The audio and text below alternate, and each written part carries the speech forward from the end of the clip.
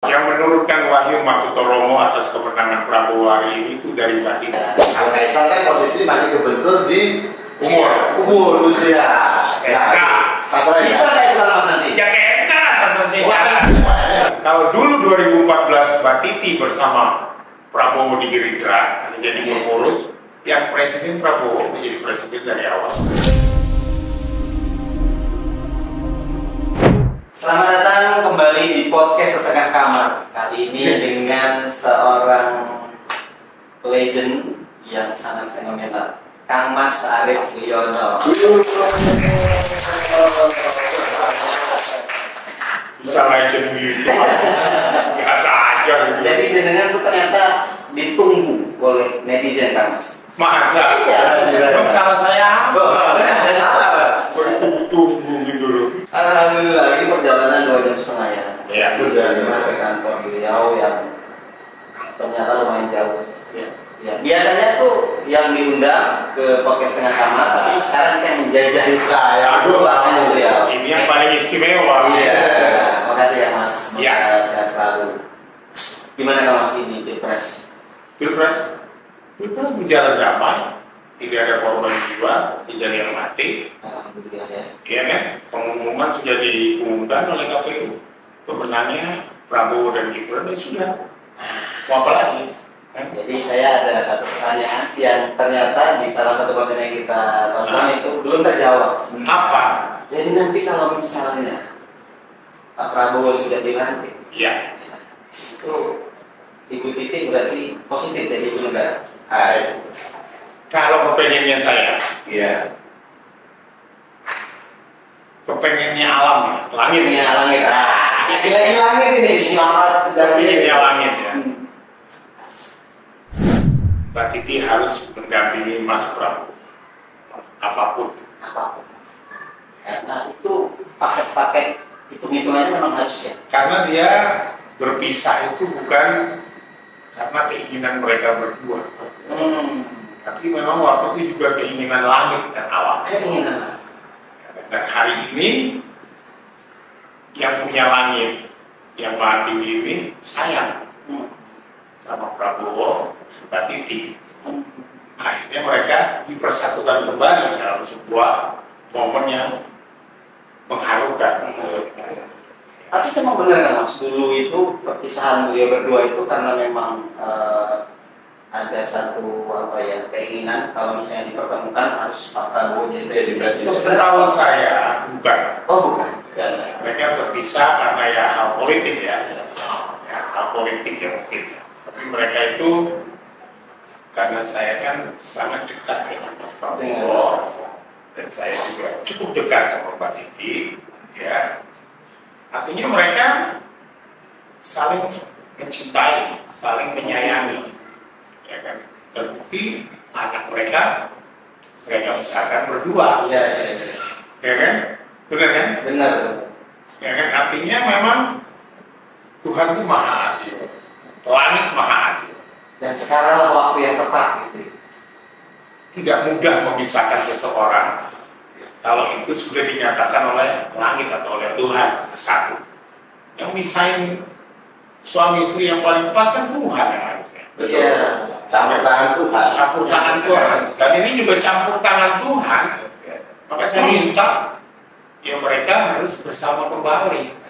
Tapi beliau itu jadi faktor nggak? Nah ini kita kan sering baca nih Kang Mas, beberapa presiden itu katanya ya kan akan mengurangi atau akan menjadi surut ketika misalnya faktor ibu negara atau ditinggal ibu negara kayak misalnya Pak Harto begitu ketika Putin surut ya kan. Nah apakah ini juga akan menjadi faktor kekuatan Pak Prabowo dalam memimpin ke depan? Yang menurunkan Wahyu Makutoromo atas kemenangan Prabowo hari ini itu dari Mbak Titi. Kenapa? Sejak Gerindra berdiri Ya. sampai 2014, Mbak Titi itu nggak pernah mau masuk jadi anggota Partai Gerindra, apalagi nyalon di Partai Gerindra. Baru kali ini. Baru kali ini. Iya. Tapi kan yang kemarin-kemarin kan karena beliau masih punya partai sendiri, kan? Bukan faktor itu. Iya, artinya belum ada panggilan. Kalau dulu 2014 Mbak Titi bersama Prabowo di Gerindra menjadi pengurus, yang presiden Prabowo menjadi presiden dari awal. Andai kan waktu 2029 Kalah sih Pak Jokowi. Iya. Ya. Jadi wahyu temurunnya itu Prabowo terpilih sebagai presiden itu karena Mbak Titi. Karena Mbak Titi masuk ke Gerindra. Gitu. dan momentum itu diperoleh pas di 2002. Nah, dan yang lagi kerennya lagi, beliau mencalonkan dirinya di Jogja, Di Jogja. di tanah yang penuh petuah, Di bumi tanah Mataram. bertuah di bumi Mataram. Ya, jadi memang mereka ini harus bersatu. Kalau tidak bersatu, kekuatan Prabowo berkurang. Oke. Itu secara kosmik. Secara secara langit yang gitu. Coba nih, Iya. ya. Mbak Titi dari Partai Berkarya keluar ke Gerindra yang menjadikan Prabowo presiden, Benar. ya kan? 2014 sudah mau jadi, tapi Mbak Titinya nggak masuk ke Gerindra. Oke. Mbak Titi hadir dalam debat 2014-2020, tapi dia bukan Partai Gerindra. Bukan Partai Gerindra, partainya beliau sendiri. Ya kan? Benar. 2014 dia di Golkar, 2019 dia di Berkarya. Wahyu Mahfudnya memang dari beliau. Turunnya Wahyu Mahfudoromo atau Wahyu Ratu Benar. itu harus dari seorang wanita ya. Ya kan? Without woman is nothing.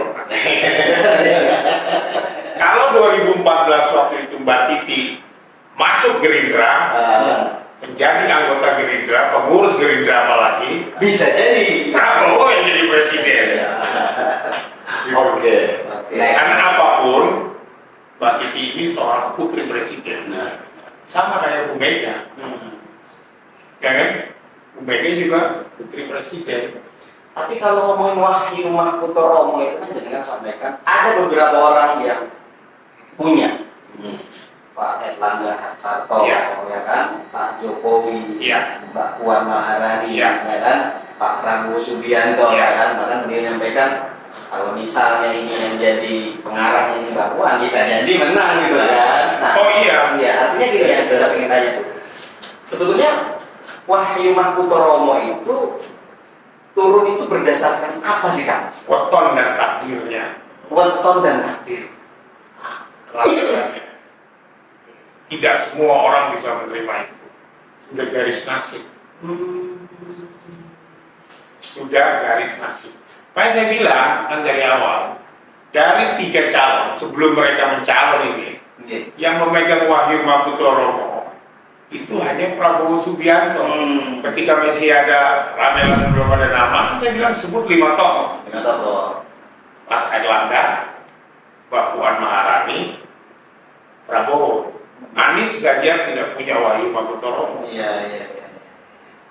Ya, Oke Bang, ini kan sudah Jadian. keungkap keungkap nih soal apa namanya bagaimana proses terjadinya atau Wahyu Mahfudoromo atau Wahyu Prabowo ini kan udah terjawab nih soal Mbak Titi juga nextnya sama Pak Prabowo bagaimana itu dijawab. Nah next nih Bang, gimana komposisi kabinet pemerintahan 2024-2029? Komposisi. Yuk. Saya rasa itu hak prerogatif dari Pak Prabowo.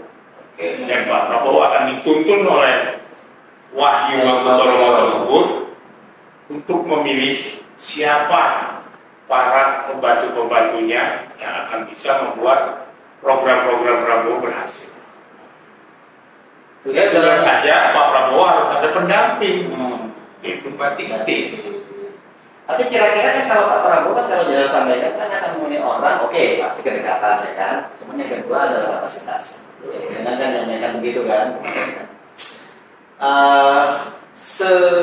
Seberpengaruh apa ini? Maksudnya gini, ketika memilih orang, ini kan akan banyak diakomodasi nih, kan? Karena kan gemuk. Ya. Maksudnya 2 pertimbangan ini dekat dan juga mampu. Ya, artinya kan dia profesional itu kan dipandang mampu kan. Itu akan seberapa bisa menjalankan itu dibandingkan dengan banyaknya keinginan dan akomodasi yang masuk gitu kan Mas? Saya rasa ya, saya mengerti Pak Prabowo ya. Prabowo mengerti bagaimana cara memilih para pembantunya. Paling pertama nih dia pasti orang yang tidak suka maling, bukan koruptor atau tidak punya kasus dugaan korupsi. Itu yang pasti. Dia paling anti. Iya. Paling anti. Jadi kalau nanti ada menterinya Jokowi nih yang katanya ada sedikit gesekan-gesekan di KPK, nggak bakalan. Berarti mungkin nama-nama baru ya yang nanti masuk. Bisa jadi. Karena saya yakin Pak Prabowo itu dalam memilih orang selalu tepat. Siapa sih yang nggak tepat dipilih sama dia? Yes. Jokowi. Ya kan? Anies. Iya nggak? Ya. Ridwan Kamil. Iya. Jadi semua kan? Tapi semua yang dia milihnya gitu ya. Iya kan? Pas ya. Pas kan? Ya, jadi dia tuh bisa memilih orang dan juga terpilih. Itulah kelebihan dari Pak Prabowo. Tapi kadang terbentuk pada bagaimana harus mengakomodasi.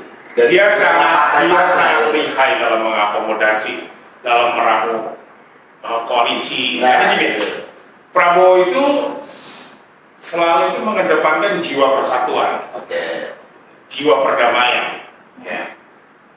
Jadi dia akan mengambil pasti yang paling pertama persatuan. Tapi dalam mengambil koalisi persatuan itu pasti juga dia akan melihat track record dari yang akan bergabung, rekam jejak.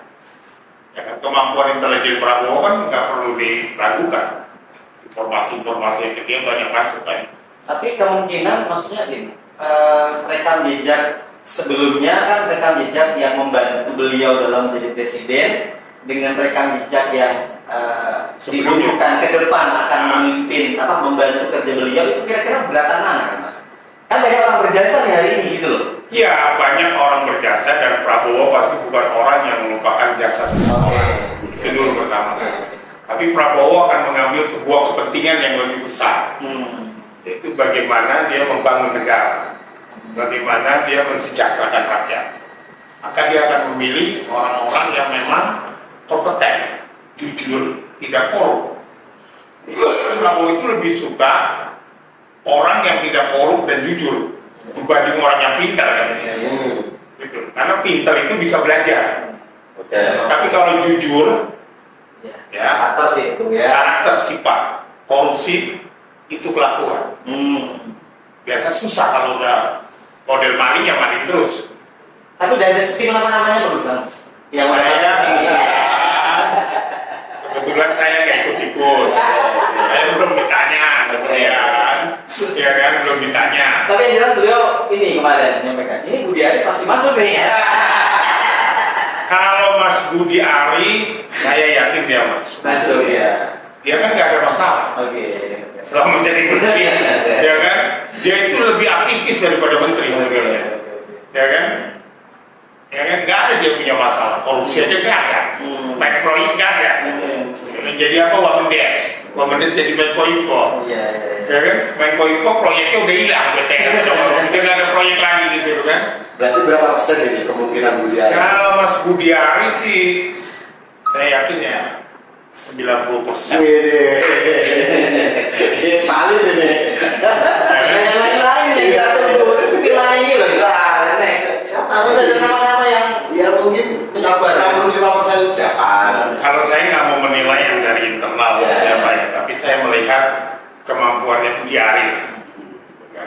Budi Ari punya integritas, nggak ada jejak yang korup, gitu kan? Ya kan? Nggak ada noda hitam. Nggak ada musuhnya, gitu kan? Diterima semua kalangan. Ya karena memang Pak Prabowo kan punya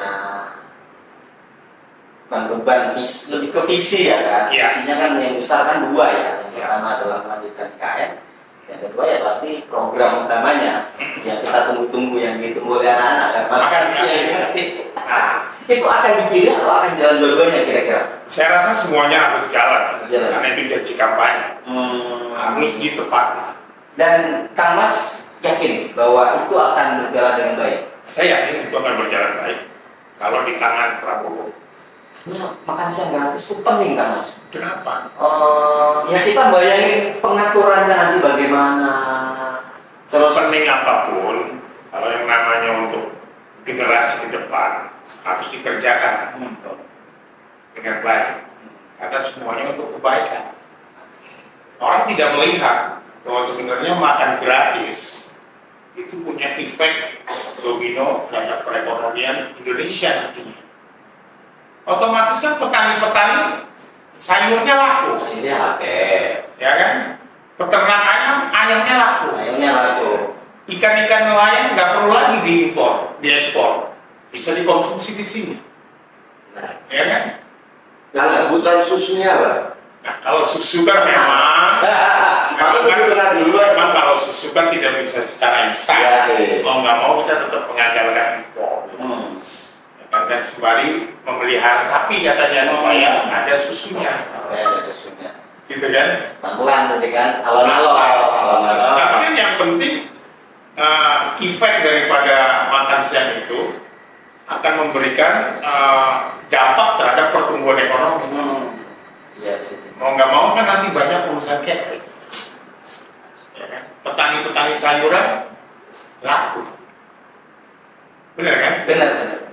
Benar kan? Tapi pertanyaannya balik lagi, ini kan program unggulan. Ya. Pertanyaannya kembali ke yang tadi belum disepil. Apa? Siapa?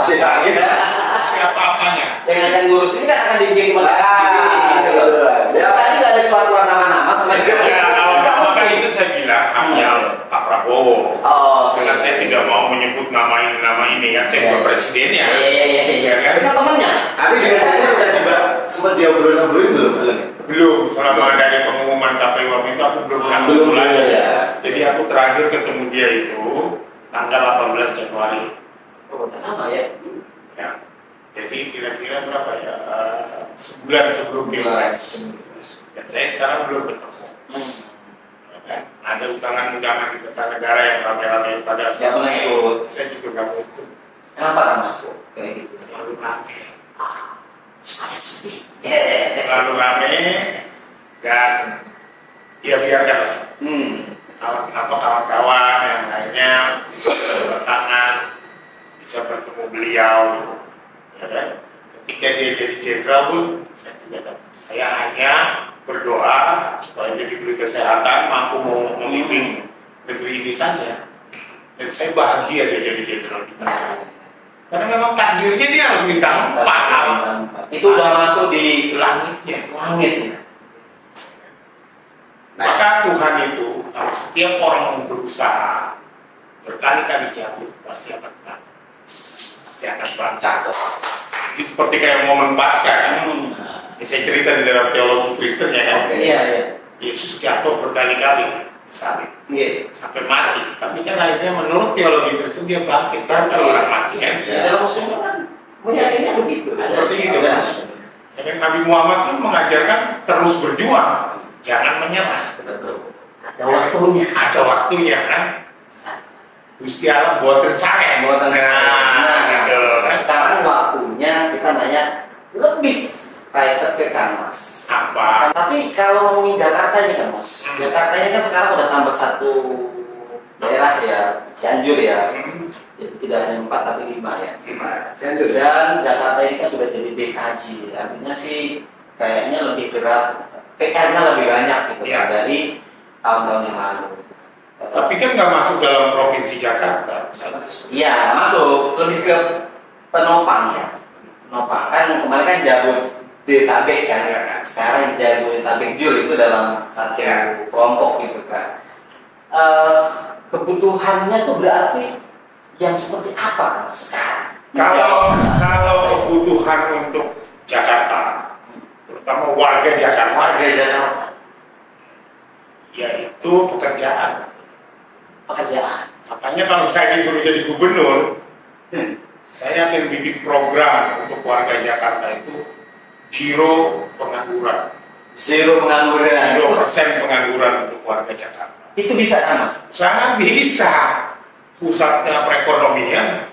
Masa di Jakarta banyak warga Jakarta yang nganggur, banyak warga Jakarta yang jadi tukang parkir di pinggir-pinggir jalan. Ya, Apa nggak memalukan sebagai gubernur Jakarta? Saya malu lah. Saya buat pergubnya. Orang dari daerah-daerah ke Jakarta dapat kerja.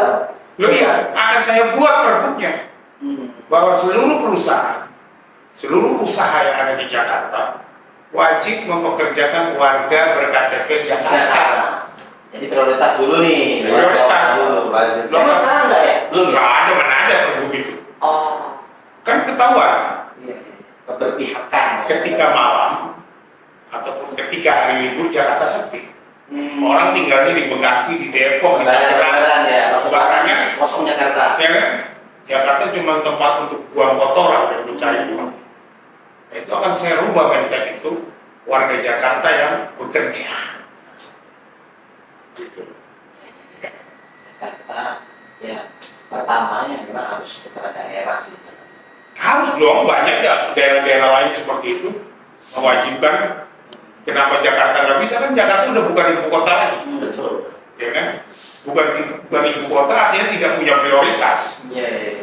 Nah, maka itu harus mempunyai program itu nanti saya. Warga Jakarta bekerja. Itu kenapa? Jakarta pekerjanya 10 juta. Iya. Penduduknya nggak nyampe 10 juta. Bukannya lebih dari 10 juta ya? Penduduknya Asli. warga Jakarta. Oh, DPT-nya cuma 6 juta, 7 Nggak juta. nyampe, bener. Itu pendatang sih. Uangnya stay di mana? Nggak stay di Jakarta. Di luar perputaran. Diputar di sekitar Jakarta.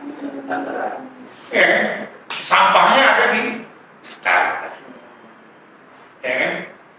Jadi program saya itu kalau saya jadi gubernur 0% pengangguran untuk warga Jakarta. Dan itu yang bisa melakukan itu kira-kira salah satunya Mas Arief lah ya. Tapi gini, kadang kan ya mulai dari Jokowi nih, Iya. dan siapa lagi? Anies mau ngatasi banjir. Dan dia kelar-kelar sampai sekarang. Kalau mas-mas nanya, Mas Arief programnya apa untuk ngatasi banjir? Saya nggak punya program dan nggak sanggup. Ya gimana kok nggak sanggup? Dan itu kan alam. Tapi kan ada strateginya kan Mas. Bukan, ini kan keinginan alam hujan. Bagaimana saya menahannya? Ya, iya. Bisa bersama dengan BMKG. Kita bikin rekayasa. Sehebat-hebatnya cuaca, sehebat-hebatnya apa? Kalau sudah Tuhan yang Maha Kuasa alam mau hujan terus, yang mana bisa ditahan? Tapi kan ada strategi, Pak. Strateginya. Ah. Strateginya saya akan memberikan informasi dan pendidikan kepada masyarakat Jakarta agar bisa menjaga gorong-gorongnya bersih. Itu Mas. Kenapa? Untuk mengukur gorong-gorong bersih, Mas. Ya, saya akan kasih itu ikan gabus sama ikan lele di situ. Waduh, mancing. Mereka hidup ikan-ikan itu, artinya gorong-gorongnya bersih dari limbah, bersih dari sampah, dan ikannya bisa dikonsumsi oleh warga Jakarta. Jadi kalau untuk ngatasin banjir nggak mampu saya masuk. Pandangannya macam juga, Pak. Itu ngatasin macet pun saya nggak mampu, karena saya nggak akan bisa menolak warga Jakarta nanti yang sudah tidak pengangguran mau beli motor, mau beli mobil. Ya kemacetan Jakarta itu ya karena orang luar dari Jakarta masuk ke Jakarta. Itu nggak ada upaya untuk menahan. Misalnya, kalian jangan masuk lah yang dari luar gitu. Ya cara kok kalau tidak saya menahan. Tapi kan kalau nggak kerja di sini kan, Iya. ya kan macetnya banyak buruh tuh pada keluar semua dari Jakarta kan.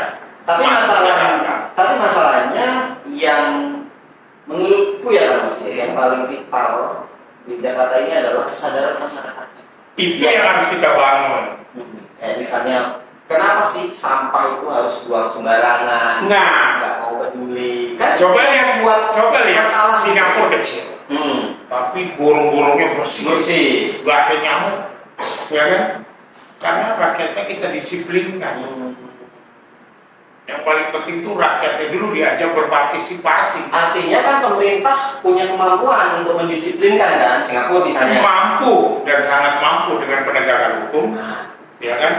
Tentang pembuangan sampah, ya kan? Juga nanti ada semacam kompensasinya ke rakyat, yaitu tidak banjir lagi, tidak banyak nyamuk, gotnya tidak bau. Coba lihat itu kali yang di belakang istana itu veteran itu pasar baru ke sana, itu kalau dikasih ular sama buayanya mati.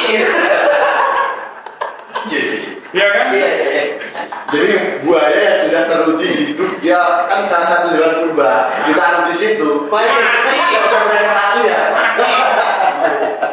Yang gubernur mana yang gak ada kebajikan? Jokowi kelelep, Oke kelelep, Anies kelelep. Semuanya kelelep. Ya, pokoknya kalau balik-balik ke tadi apa? Kalau balik ke obrolan menyelesaikan Jakarta memang susah mas. Tapi kan itu tadi balik lagi, mampukah seorang gubernur untuk memberi solusi gitu loh. Kalau misalnya solusinya hanya memberi pekerjaan kan oke, semuanya bekerja gitu kan. Cuma gimana penataan masyarakatnya, kehidupannya, ya kan? Terus semakin banyak uang, ya kan? Orang semakin belanja, ya kan? Itu bagus. Bagus secara ekonomi, tapi secara pengaturan kota kan harus effortnya lebih nih. Biasanya orang yang berpenghasilan lebih pasti akan sanggup menyekolahkan anaknya. Nah, dia terdidik, anak-anak generasi ini, ya kan? Akhirnya sadar punya disiplin karena pendidikan. Karena pendidikan itu adalah satu-satunya jalan untuk membangun negara dan bangsa. Ya kan? Nah, kalau pendidikan yang nggak ada, ya asal-asalan buang sampah. Benar. Ya kan? Dia tidak melihat efeknya nanti bagaimana.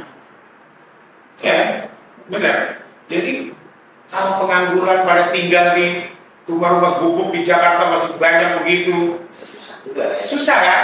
Ya disejahterakan Dengan dikasih pekerjaan. dengan dikasih pekerjaan. Itu kan juga ini. nah, untuk mengurangi ya, bukan mengatasi, mengurangi sedikit kemacetan. Huniannya pun harus diberesin di Jakarta. Jangan lagi di Jakarta itu banyak hunian yang waktu itu Pak Prabowo kecil-kecil tuh. Ya, Lempang itu kan. benar. Kita bikin rumah susun yang murah. Tanahnya ada di Jakarta banyak sekali. Orang pada nggak tahu aja. Gitu ya. Iya. Orang disembunyi sama Kang Mas Arif. Nggak ada yang tahu. Gitu. Ya kan? Tapi Jangan bikin rumah DP 0 tanahnya dibuang loh. Ya kan? Saya punya program ya. Integrated antara pekerjaan dengan rumah tinggal, tempat kerja dan rumah tinggal. itu terintegrasi Dan biar murah. kebuang waktu di jalan. Persoalan di Jakarta kan mencari lahan yang susah untuk bangunnya. Betul. Padahal banyak lahannya. Bener kan mas masih banyak. Banyak. Gimana? Di atas jalan rel kereta. Oh jadi Sama stasiun kereta. statusnya keretanya di bawah kolong. Iya dong, kan gini ya. Nah, Sepanjang itu. Kota Hongkong, Singapura, kan jalan keretanya di bawah tanah. Oke. Agaknya sama apartemen. Nah, masalahnya kita buat. maksudnya harus dibangun ulang karena Nggak konstruksi perlu. kita. Oh gitu, konstruksi Nggak perlu, kuat nggak perlu. bangun itu. Nggak perlu digorong-gorong. Jadi tinggal kiri kanan dikasih tiap panjang yang kuat, dikasih lok ke atas. Oh, jadi tiangnya itu berarti di Pinggiran ini. Iya. Di jalur rel. Iya. Sama kan? Jadinya kayak nanti itu membangun Kereta bawah tanah. kereta bawah tanah. Iya. Kalau ini kereta bawah apartemen ya. Nah, bener kan? Tapi kosnya coba masuk. balik masuk, Ya. sangat murah. Udah Karena dulu. kan mahalnya di lahan. Oke, dan ada solusinya. Contoh aja, satu aja stasiun Manggarai. Luasnya kayak apa tuh? Dan kalau atas apartemen, jadi orang nanti, orang warga Jakarta yang punya kampung di Jawa mau pulang tuh nggak usah repot-repot, tinggal turun naik kereta di situ kan? Asik juga. Ya kan? Bener nggak? 80 tower ke atas, 80 lantai gitu kan lumayan juga. 80 tower, bawahnya mall, UMKM. Indah. Itu kan imajinasi. Enggak imajinasi, saya biar bisa Iya, imajinasi Bang Ari, Kang Mas Arif Wiono ini ketika nanti bagaimana menjalankan DKI ya. Iya. Apakah kan banyak ya pengadaan tangan di DKI itu banyak banget rumah susun dikorupsi, ditampilkan. Gimana mau korupsi? Orang lahannya punya lahan negara punya kereta api. Nah, Ya kan? Investornya dari mana? Gampang. Kita panggil Taiwan, Jepang, Cina lagi. Cina. Oh. Mahalan bunganya dia. Oh, begini Kalau kita ya. panggil Singapura, Berapa emang persen ini? ya bunga-bunga dia Cina kan 4 sampai 3. Singapura 2 kali ya. Singapura 1, 2, 3, Jepang lebih murah lagi. Dan konstruksinya lebih bagus. Oke. Jadi ini salah satu solusinya ini. Oke. Iya. Jadi kan udah disepil nih sama Abang Kang Mas Arief Biono nih soal Yang lain lagi nih. Saya punya program tuh Jakarta Kota Buah. Buah. Saya nggak ingin generasi muda atau anak-anak di Jakarta, ya warga Jakarta, tahu buah manggis nggak tahu pohonnya, yang pernah megang pohonnya hanya lihat di YouTube. Saya nggak mau. Jadi Ya saya tanamin buah-buahan aja kayak Monas gitu, ngapain kan nanam pohon kayu-kayuan gak jelas gitu, tanam durian. Ya, asik juga sih. kayu rambutan di pinggir-pinggir jalan, ngapain saya nanam sana? Tapi itu kan akarnya bisa merusak kontur bangunan. Enggak ya? Enggak. Tanam pohon jengkol, pohon petai. Swasembada cepet ya. Bener nggak? Tampaknya kopak Dan itu nggak pakai uang, bangun itu juga nggak pakai uang APBD. Masa enggak, Bang? Gimana gimana nih? Ya saya kasih tahu ya. Itu kan ada tuh perusahaan-perusahaan Honda, Suzuki, macam-macam CSR pakainya. Sonic. Kamu bangun taman ini punya DKI, saya ingin taman buah. Harus berbuah. Kalau nggak berbuah kamu bayar. Tapi kalau berbuah sampai besar, kamu boleh iklan seumur hidup di situ perusahaan. Menarik juga sih, CSR ya. Ya kan? Kita kompensasi. Benar nggak? Ya kan? Makanya bangun food estate di Jawa juga gampang. Iya sih, sebenarnya kalau kreatif aja ya. Bangun food estate di Jakarta gampang, di Jawa itu.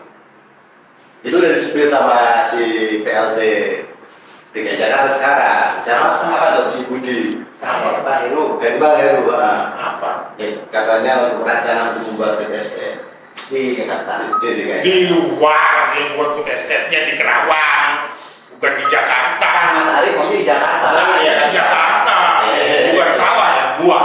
Oke, Karena saya ingin ya, anak-anak sekolah kita di Jakarta tahu duku, tahu pohonnya, pernah megang pohonnya, ya kan? Tahu duren, makan durennya, tahu pohon durennya. asik sih. Kita pernah sekolah bakal yang ini nyuri nih. Bener nggak? Bener. Ya kan? Bener. Coba tanya sama anak SMA Jakarta. Nggak tahu mereka kan. Kamu makan kecapi, ini kecapi ya, tahu nggak pohonnya kayak apa? Nggak ngerti. Oh, lihat dulu Om di YouTube. Iya. Mereka tahu kecapi ya. Padahal buah-buahan itu adalah buah-buahan asli Indonesia.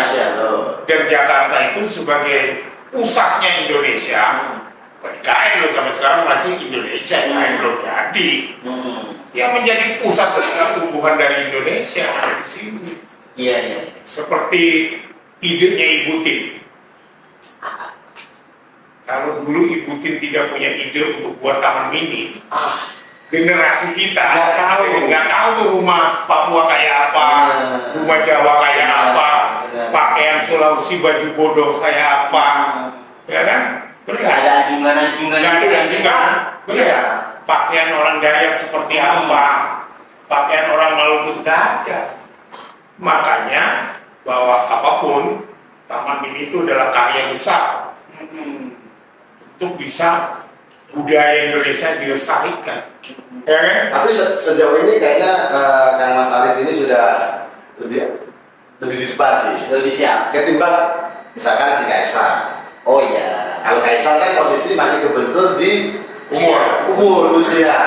Nah, sastra Bisa kayak itu Mas nanti. ya ke MK satu Tapi feeling Mas akan ke MK nggak nanti? ya bisa aja kan itu hak konstitusi rakyat untuk mengajukan itu ke MK. Muncul. Jadi bisa nanti pakai. Jadi MK itu adalah untuk menguji konstitusi apabila ada hak konstitusi rakyat yang terlanggar. Gitu kan? Jadi, kayak Gibran kan punya hak konstitusi untuk bisa maju. Nah ada rakyat yang seumur Gibran merasa hak konstitusinya terganggu, nggak bisa jadi wakil presiden, dan dia gugat ke MK, dikabulkan dia sah, gitu. Nah sekarang digugat-gugat ya nggak bisa, itu hak konstitusi rakyat, gitu kan? Benar nggak? Sudah disepakati Indonesia punya MK. Yang ini jadi pilpres nih, ya kan?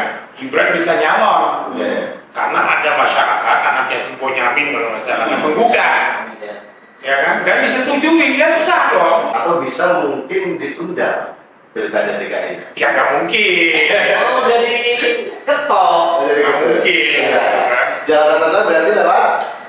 MK. Oke. Kan sekarang lebih enak, udah nggak ada paman. Paman kan katanya udah balik lagi. Nggak bisa udah. Nggak bisa lagi sekarang. Oke, Ya kan? sekarang udah nggak bisa. Nggak bisa. Ya, artinya kan kalau kita melihat Kang Mas ini ada beberapa saingan yang tadi udah disampaikan nggak ada yang berat, ya. Karena tujuannya cuma satu, menang gitu kan. Nah, berarti nanti kira-kira Kang Mas, Ya. ini dorongnya tuh pakai apa? Nah, itu saya bingung gitu loh. Saya bingung, belum dikasih tahu sama lainnya gitu. Makanya saya tanya sama kawan-kawan saya itu yang paranormal dan HB, Bin, saya majunya pakai apa? Lalu ditanya, berapa uangnya? Baru punya 5 juta Kang Mas. Memangnya, ya kan? Ya kan, kalau maju independen, ya saya cuma punya 5 juta. Padahal kira-kira kebutuhannya berapa sih Kang Mas kalau DKI? Ratusan miliar. Ratusan miliar. Saya kantong dulu. Makanya saya bilang tuh sama si Habib itu, ya kan, yang dari Malang tuh. Uang dari mana, Bim? Saya bilang partai aja saya nggak ada, saya bilang gitu kan. Ya saya, masalah pokoknya ada jalannya, kata. Jalan dari mana? Saya nggak tahu, saya bilang gitu. Iya. Tapi kalau udah dikasih clue kan, Oke. insya Allah nanti dikasih jalan, pasti gitu. Dan juga di Kalau itu tugas dari langit, pasti saya jalan. Tapi belum ada komunikasi ke partai-partai kan? Ada ini Belum. udah ada paket-paketan nih, paket ini, belum ya. Belum ada. Kalau Kang Mas Prabowo, Saya kan belum ketemu. Oh iya, di terakhir Januari ya. Kan? Ya nggak? Ya nggak? Siap. Ya saya pasti Prabowo nggak bakal nyalonin saya sebagai gubernur. menteri lah paling nggak. Enggak, dia tahu saya gitu. Dia tahu keinginan saya, dia tahu sifat saya, dia tahu cara kerja saya. Terus kalau nggak didukung Kang Mas Prabowo, terus lewat mana? Ya saya nggak tahu, tapi kata si Habib begini, Mas Arif, ya kan? Nanti ini Mas Arif lewat independen katanya. Oh. Gimana sih independen? Aku bilang, ngumpulin KTP ini pakai uang, Bim? Enggak, Mas Arif. Nanti ada ngumpulin. Saya nggak tahu sampai hari ini, gitu. Ya ini. Jadi kalau orang bilang saya bakal cabut-cabut gak jelas gitu loh. Tapi yang ternyata Saroni kan dari Ridwan dari Golkar, Nah. Kaisang dari Partai kurang 3%. Benar nggak? Ya kan? Benar kan? Siapa lagi? Ahmad Yani dari Golkar, siapa lagi? Ahok dari PDIP, Ida Fauzia itu PKB, Riza Patria dari Gerindra. Nah, saya dari partai apa? Mardani dari PKS. Ya kan habis sudah. Jangan-jangan mengakuisisi partai nanti ya. Atau jangan-jangan dia kingmakernya partai-partai. Iya kan? Partai apa nggak? Demokrat nggak mungkin, gitu kan? Iya sih. Benar nggak? Nanti diajukan oleh dari Asosiasi Partai-Partai Indonesia. Seluruh partai. Kalau pengen maju, saya dari P3 kok. Oke. P3 menarik. Dari P3 saya mau. Kalau P3-nya mau ya udah. Langsung P3. Sorry ini. Sedih. Ya kan? Benar kan? Iya. Saya maunya majunya lewat P3 kalau saya pilih. Gitu. Langsung buat. Partai yang nggak ada di DPR, Tapi tetap bisa kan ya? ya Tidak kan? ada masalah ya. Ya kan ada kursinya. Saya maunya partai yang nggak ada di DPR, partai P3 boleh. Kalau mau, ya kalau enggak ya udah, orang saya juga nggak mau kok. Tapi kalau sudah ada Wahyu Makutoromo sih ada jalannya. Pasti ada jalan. Ya, itu Udah diingetin sama Pak Direktur. Iya. Ya pokoknya gitu Kang Mas. Ya, Apapun yang nanti jadi keputusan Kang Mas selanjutnya sebagai konsekuensi dari Wahyu Makutoromo ini, pasti nanti ada jalannya. Kita doakan Kang Mas yang terbaik. amin. Kalau memang itu udah tugas dari langit ya saya jalani. Iya. Tapi kalau disuruh orang saya nggak mau gitu loh. Ya kan? Benar. Benar nggak? Ya kan orang jangankan itu, saya disuruh Prabowo jadi gubernur aja belum tentu mau. Ya kan? Bener nggak? Benar. Iya kan? Ya. Enak begini. Benar. Iya kan? Asik. Bebas, gitu kan? Bebas. Bisa berkakak-kakak gitu. Iya kan? Iya kan? Bener kan? Iya, seru. Jadi perlu dikasih pesan Kak Mas untuk teman-teman penonton. Jadi begini, seluruh warga Indonesia, sikapilah sebuah statement politik, jangan baper, jangan terbawa emosi, karena biasanya itu cuma framing, ya kan, isinya nggak ada, kosong kalau gede, jangan terlalu percaya, ya. Percaya kalau sudah ada bukti, ya kan, jangan percaya di kampanye juga, ya kan? Percaya kalau sudah ada bukti, gitu aja. Oke. Damai, ya. Terima kasih Kang Mas. Sama-sama, thank you. Terima kasih. Kita ketemu di lain waktu. Jangan lupa komen di bawah siapa yang akan kita ajak ke podcast Tengah Kamar. Ya. Terima kasih Kang Mas. Ya. Saya Pras dan ini Saya Adon. Thank you Adon, thank you Pras. terima kasih. Terima kasih. Thank you.